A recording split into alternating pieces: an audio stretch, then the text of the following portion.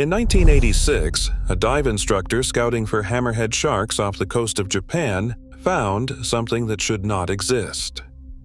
90 feet down, carved into the seabed, sat a structure with straight edges, right angles, and stairs. For almost 40 years, archaeologists have argued about what it is, and the ocean still is not giving up the answer. The man who found it was named Kihachiro Aratake. He was not looking for ruins. He was looking for a good dive spot to bring tourists to see hammerhead sharks, which pass through these waters every winter. What he found instead was a formation nearly 500 feet long and 90 feet tall, with flat terraces, sharp 90-degree corners, and a feature that looks unmistakably like a staircase, wide enough to walk up. He surfaced, and he did not tell anyone it might be natural. Word spread slowly at first, mostly among local divers, until a geologist heard about it and decided to see it for himself. That geologist was Masaki Kimura, from the University of the Ryukyus. He would go on to dive this site more than 100 times over the following decades. And what he came up with split the scientific world in half. Kimura did not just say the structure looked man-made, he said he could prove it.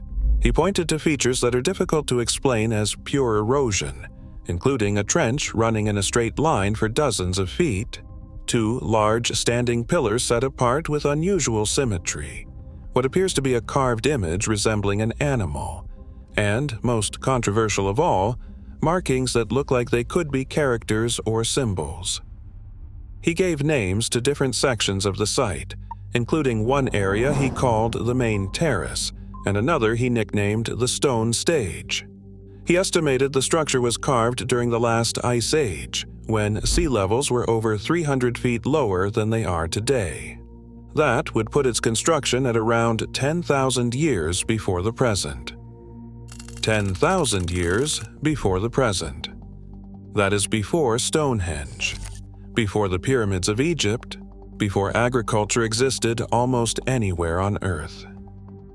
If Kimura is right, this would not just be a curiosity sitting off a small Japanese island. It would be evidence of an advanced civilization capable of large-scale stone construction thousands of years before we thought that was possible anywhere on the planet. But most geologists who have studied Yonaguni disagree, and their argument is not weak. The rock at Yonaguni is a type of sandstone that naturally forms with sharp bedding planes, meaning it tends to fracture along flat, angular lines rather than crumbling randomly. Geologist Robert Schoch from Boston University dove the formation himself specifically to test Kimura's claims. His conclusion was that the site is a natural feature, shaped almost entirely by fracturing and erosion along these existing weaknesses in the rock, not by human tools. Schoch pointed out that this same type of stepped, angular sandstone formation exists elsewhere in the region above water, where nobody claims it was carved.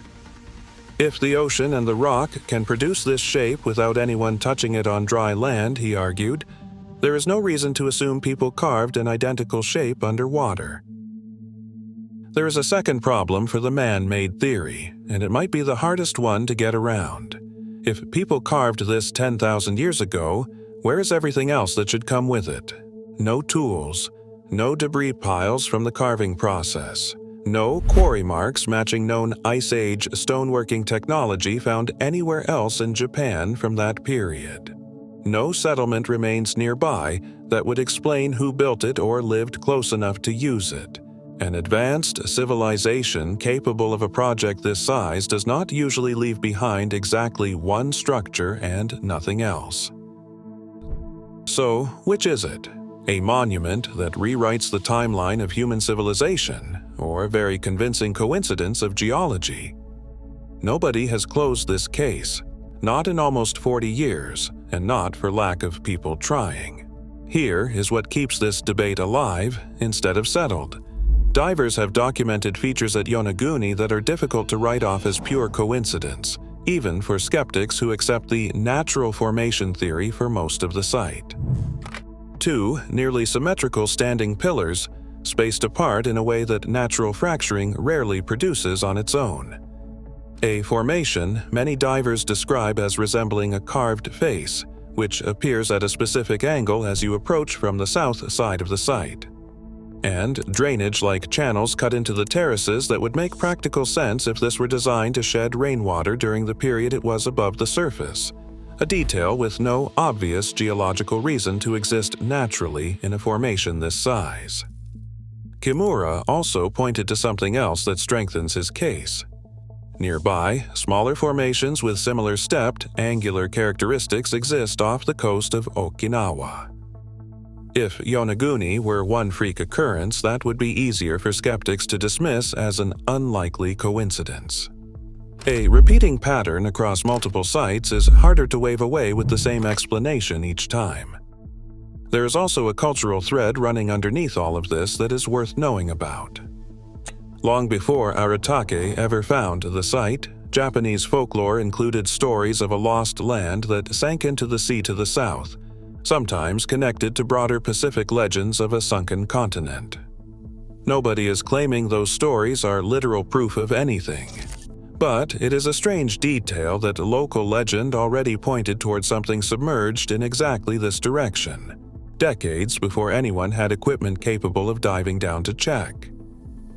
The site is not sealed off from the public either, which is part of what keeps this debate alive year after year, instead of fading into obscurity.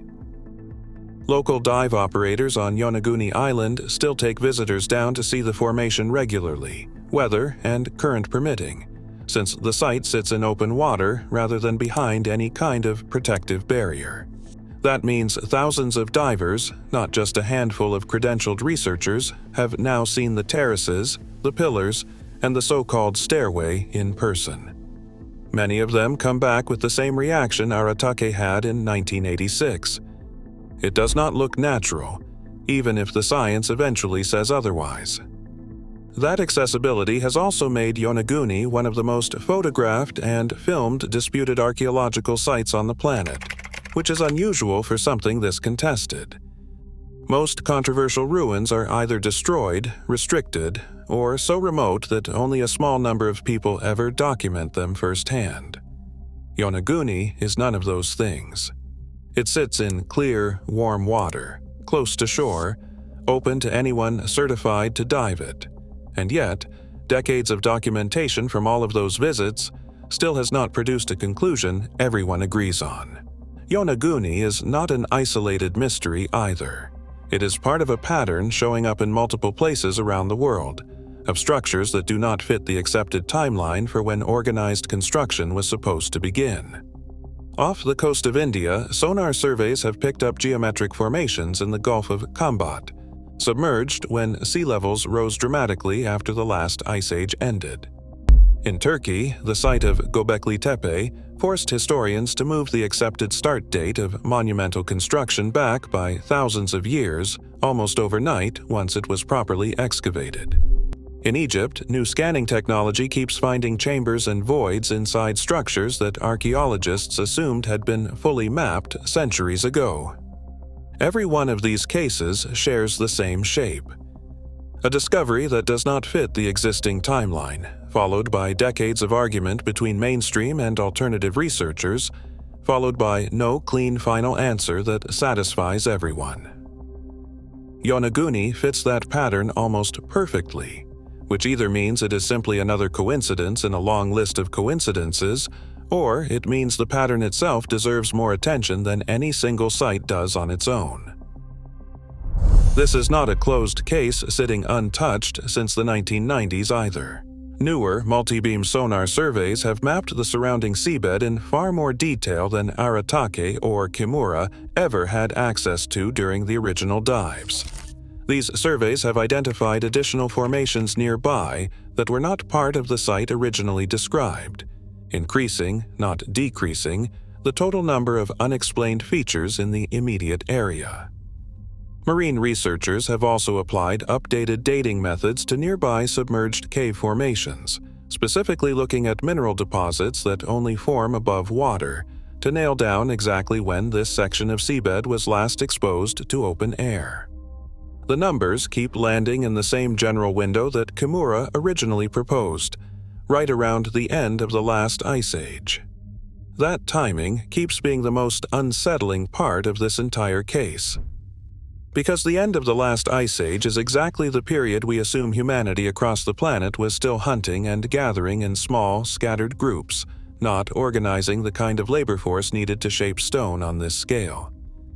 If Kimura is right, and this is a constructed monument, it would not just rewrite the history of Japan specifically.